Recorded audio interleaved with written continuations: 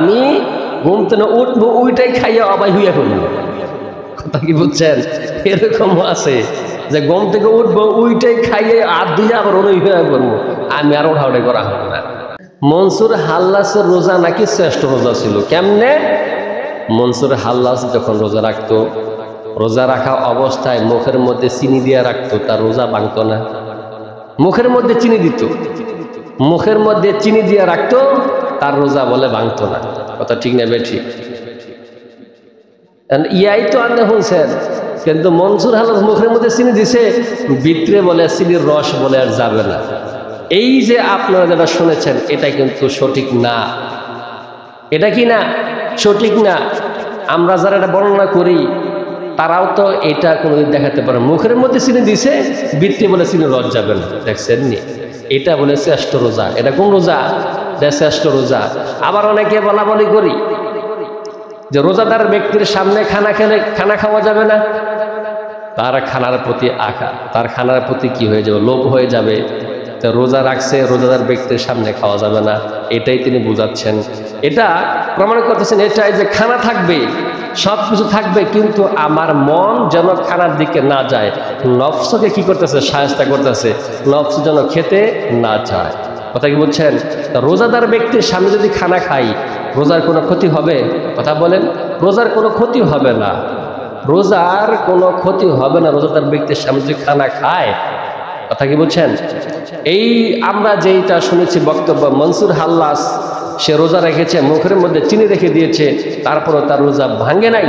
সে রোজা ওরা কন্ট্রোল করেছে, তার নফসকে বলে শায়েস্তা করেছে, এমনভাবে কন্ট্রোল করেছে যে মুখের মধ্যে চিনি দিছে, এক বিন্দু মাত্র রস পেটের ভিতরে ঢুকে নাই। এই যেই বক্তব্য জানি, এই বক্তব্য কি না? সঠিক না। প্রিয় ভাইরা আমার, আমরা রোজা রাখি, আমাদের রোজার মধ্যেও কিন্তু গুরুত্ব আমাদের থাকতে হবে। এখন পুরুষ যারা আছি আমরা অনেকেই তো এই সেহরি খেতে বিলম্ব করে। সেহরি খাওয়ার জন্য ডাকা হয়, বারংবার ডাকা হচ্ছে, মাইকে ডাকা হচ্ছে।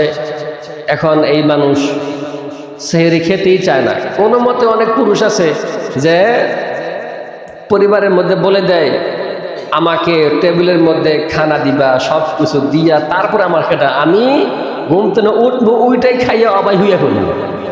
কথা কি বুঝছেন? এরকমও আছে যে ঘুম থেকে উঠবো ওইটাই খাইয়ে হাত দিয়ে আবার অনুই হইয়া করবো, আমি আর ওঠাউটাই করা হবে না। এরকম আছে কি নাই? এরকম লোক কিন্তু কি আছে? আল্লাহ রাব্বুল আলামিন যেই মাসটা দিলেন, এই মাসের মধ্যে তো প্রত্যেক দিন ডাকা হবে না, এই মাসের মধ্যে শুধু ডাকা হবে। এই মাসটা হলো রমজান মাস। এই মাসের মধ্যে সাহারি খাবেন, সাহারি খাওয়াটা হলো বরকত। সাহারির মধ্যে বরকত আছে। তাসাহারু, তোমরা সেহরি খাও, ফাইন্নাহু ফিল বারাকা, সাহারির মধ্যে বরকত রয়েছে। একটা মানুষ সাহারি খায় নাই, সাহারি না খেয়ে যদি কোনো মানুষ রোজা রাখে, তাতেও তার রোজা আদায় হয়ে যাবে। সাহারি না খেলেও রোজা হবে। এটা হলো মুস্তাহাব একটা আমল, সুন্নত একটা আমল। আল্লাহ নবী সাল্লাল্লাহু আলাইহি সাল্লাম সাহারির সময়ও তিনি খেজুর খেতেন। খেজুর খাওয়া হলো সুন্নত। শুধু ইফতারের মধ্যে খেজুর হবে, সাহারির মধ্যে খেজুর হবে না এমন না। সাহারির মধ্যে খেজুর খাওয়া কি সুন্নত। একটা দুইটা খেজুর আল্লাহ নবী খেতেন, কারণ খেজুরের মধ্যে অনেক ক্যালসিয়াম রয়েছে, অনেক ভিটামিন রয়েছে, যেটা শরীরের মধ্যে শক্তি আনে। সাহারির মধ্যেও খেজুর রাখার চেষ্টা করব।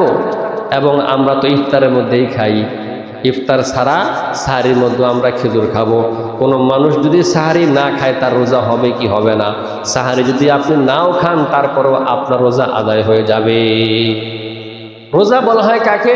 সুবহে সাদিক থেকে নিয়ে সূর্যের উপর আগ পর্যন্ত খানা পিনাকে বর্জন করা এবং শারীরিক সম্পর্ককে বর্জন করা, এটার নামই হলো রোজা। সাহারি খাওয়া হলো বরকত। সাহারি খেলে আপনি একটু শক্তি পাবেন, সাহারি খেলে আল্লাহ নবীর সুন্নতটা আদায় হয়ে যাবে।